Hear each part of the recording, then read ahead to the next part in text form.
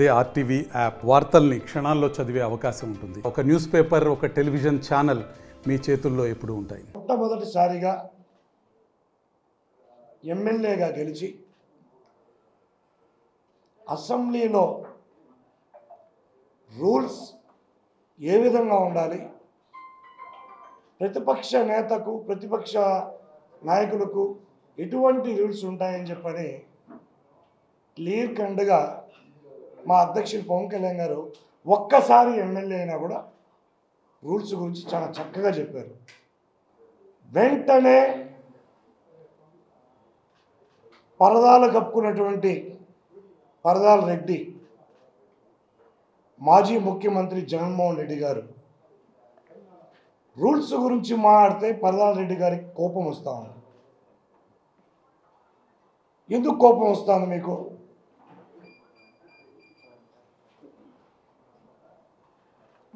కౌన్సిలర్కి ఎక్కువ, ఎమ్మెల్యే గారికి తక్కువ. ఒక మాజీ ముఖ్యమంత్రిగా వండుకొని మీరు ఇటువంటి మాటలు మాట్లాడడం సంస్కారమా? మేము మాట్లాడగలుగుతాం. వార్డ్ నెంబర్కి తక్కువ, వార్డ్ నెంబర్కి ఎక్కువ, సర్పంచ్కి తక్కువ అని. కానీ మాకు సంస్కారం ఉంది. మేము ఆ విధంగా మాట్లాడే వ్యక్తులం కాదు. జనసేన పార్టీ అంటే జనసేన పార్టీ నాయకులకి, కార్యకర్తలకి అందరికీ సంస్కారం నేర్పించారు మా అధ్యక్షులు. నువ్వు పవన్ కళ్యాణ్ గారి గురించి మాట్లాడే ముందు మీ నాన్నగారు ముఖ్యమంత్రి కాకపోయింటే నువ్వెవరో అసలు జనాలకు తెలిసేదా? నువ్వు ఎంపీ అయి ఉండేవాడివా? మీ నాన్నగారు చనిపోకపోయింటే నువ్వు ఎమ్మెల్యే అయి ఉండేవాడివా? మీ నాన్నగారు ఉన్న టైంలో లక్షలాది కోట్లు అక్రమంగా సంపాదించి ప్రజలకి ముద్దులు పెట్టి మోసం చేసి ఆ సంపాదించిన అక్రమ సంపాదన లక్షల కోట్లతో రాజకీయ పార్టీ పెట్టి అక్రమంగా గెలిచినటువంటి వ్యక్తి నువ్వా మా అధ్యక్షుల వారి గురించి మాట్లాడేది? పరదాల రెడ్డి గారికి ఒకటే చెప్తున్నాం. ఈరోజు పవన్ కళ్యాణ్ గారి పేరు చెబితే ఆయన చేసినటువంటి పోరాటాలు, ప్రజల పట్ల ఆయన ఉన్నటువంటి తీరు, ప్రజలు ఏ కష్టాల్లో ఉంటే నేను ముందున్నానని చెప్పి నిలబడతాను ఎంటైర్ భారతదేశం మొత్తానికి తెలుసు. మీ పేరు చెప్తే 11 సిబిఐ కేసులు, కోడికత్తి, గొడ్డలపోటు, మీ పేరు చెప్తే, మా నాయకుడి పేరు చెప్తే ఆయన చేసినటువంటి పోరాటాలు, ప్రజలు ఎక్కడ ఏ కష్టాల్లో ఉన్నా 10 సంవత్సరాలు ఏ ఒక్కరికి భయపడకుండా ఒక్కడే మొగోడు మారి ప్రజల పక్షాన నిలబడిన ఏకైక నాయకుడు మా జనసేన పార్టీ అధ్యక్షులు పవన్ కళ్యాణ్ గారు. తండ్రి పేరు చెప్పుకొని ఎంపీగా గెలిచిన వ్యక్తి నువ్వు. తండ్రి పేరు చెప్పి లక్షల కోట్ల అక్రమంగా సంపాదించిన వ్యక్తి నువ్వు.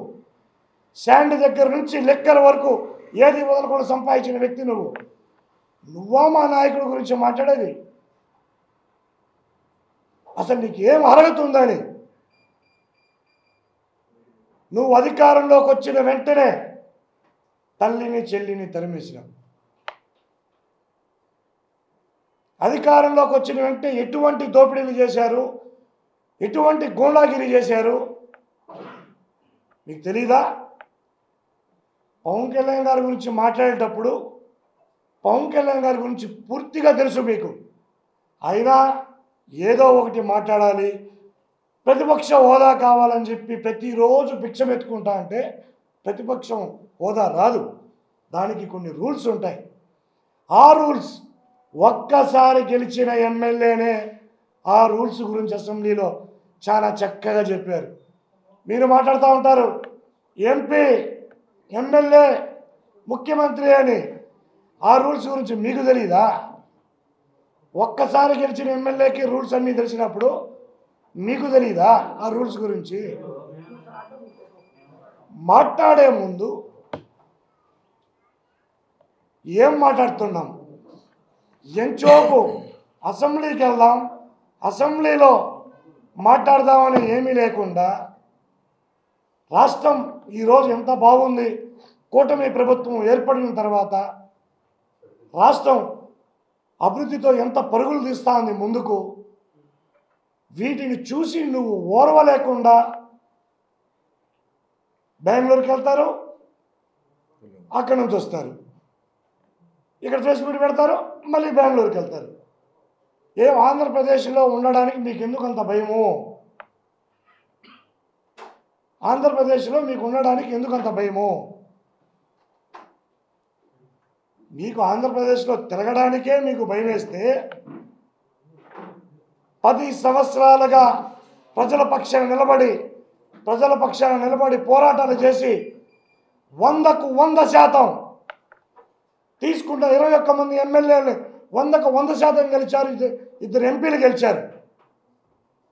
ఆయన ప్రచారానికి వెళ్ళిన చోట ఎన్ని చోట్ల ప్రచారం చేశారో అన్ని చోట్ల క్లీన్ స్లిప్ చేసి గెలిపించుకోవచ్చారు. అది పవన్ కళ్యాణ్ గారి రికార్డు. ఈరోజు మీరు గత 5 ఏళ్లలో మీరు చేసిన రికార్డు ఏమన్నా ఉందా? హత్యలు, దోపిడీలు, భూ కబ్జాలు, లిక్కర్ స్కామ్, ల్యాండ్ స్కామ్, ఇసుక స్కామ్, రెడ్ శాండిల్ స్కామ్. గత 5 ఏళ్లలో ఇది మీ చరిత్ర. మా నాయకుడు ఎన్డీఏ కూటమిని అధికారంలోకి తీసుకొచ్చిన వెంటనే మీ మారి ఇంట్లో కూర్చోలేదు, ఇంట్లో కూర్చొని పరదాలు కప్పుకొని ఇంటి దగ్గరే మాట్లాడట్లేదు. నక్సల్స్ ఉన్నారు, థ్రెట్ ఉంది, ఆ గూడెంకి వెళ్ళకూడదని చెప్పి హెచ్చరించినా కూడా వాళ్ళకి నేను మాట ఇచ్చాను, నేను వెళ్ళాలి అని చెప్పని దారి పొడుగున నడిచి వెళ్ళి ఆ యొక్క గూడానికి రోడ్ వేసిన ఏకైక మొగోడు పవన్ కళ్యాణ్ గారు. అయినా జగన్మోహన్ రెడ్డి గారు మిమ్మల్ని ఒకటి అడుగుతున్నాను, ఇప్పుడు మీరు ఎమ్మెల్యేగా రాజీనామా చేస్తే గెలిచే ధైర్యం మీకుందా? గెలుస్తారనే నమ్మకం మీకుందా? పోనీ పవన్ కళ్యాణ్ గారు చెప్పారు, జగన్ నిన్ను పాతాళంలోకి తొక్కతాను అన్నారు. చెప్పిన ప్రకారం నిన్ను పాతాళంలో తొక్కాడు మా నాయకుడు పవన్ కళ్యాణ్ గారు. ఆ విధంగా ధైర్యంగా ఛాలెంజ్ చేసే దమ్ము నీకుందా?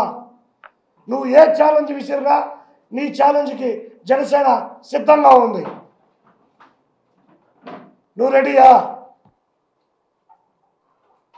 మాట్లాడే ముందు చూసి ఏ నాయకుడి గురించి మాట్లాడుతున్నాం, ఆ నాయకుడి పట్ల ప్రజల్ని ఎలా చూస్తున్నారు, మీ పార్టీ నాయకులు ఎలా చూస్తున్నారు, ఇవన్నీ కూడా ఆలోచించి మాట్లాడితే బాగుంటుంది.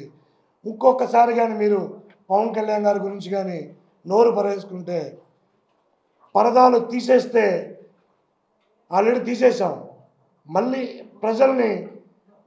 మీరు ప్రజలకు కట్టిన పరదాలన్నీ కూడా తీసేస్తే ప్రజలు ఒక్కసారిగా మీ పైన పడితే కనీసం మీరు బెంగళూరులో దాక్కోవడానికి కూడా మీకు అవకాశం ఉండదని చెప్పి హెచ్చరిస్తున్నాం.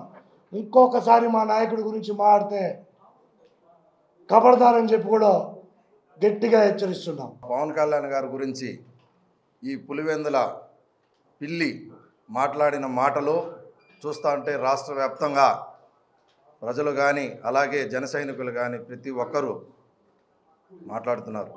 ఈరోజు మేము తిరుపతి నుంచి చెప్తున్నాం, మీకు ఒకటే, ఈరోజు కూడా మిమ్మల్ని పులి అనేసి అంటున్నారు. మీరు పులి కాదు పిల్లి అనేసి అని చెప్పి అందరికీ రాష్ట్ర ప్రజలకంతా అర్థమవుతుంది. ఎందుకంటే ఇప్పుడు 4 గోడల మధ్య మీరు కూర్చొని ఒక 2 మీడియా ఛానళ్ళు పెట్టుకునేసి మీరు మాట్లాడుతున్నారు. నువ్వు ప్రజల్లోకి వచ్చి మాట్లాడవయ్యా, అసెంబ్లీలోకి వచ్చి మాట్లాడు. ప్రత్యేక హోదా మాకు ఇప్పుడు గుర్తొస్తూ ఉంది, మాకు ప్రత్యేక హోదా వీళ్ళు డిమాండ్ చేయండి అనేసి అంటున్నావు. మాకు ప్రత్యేక హోదా మేము అప్పుడు తీసుకురాలేకుండా వీడికి ఛాన్స్ ఉన్నది, ఇప్పుడు ప్రత్యేక హోదా గురించి మీరు డిమాండ్ చేయండి అంటున్నావు. అలాగే ప్రతిపక్షంలో కూర్చొని నువ్వు ఈరోజు మాట్లాడాలనేసి అని చెప్పి చూస్తున్నావు.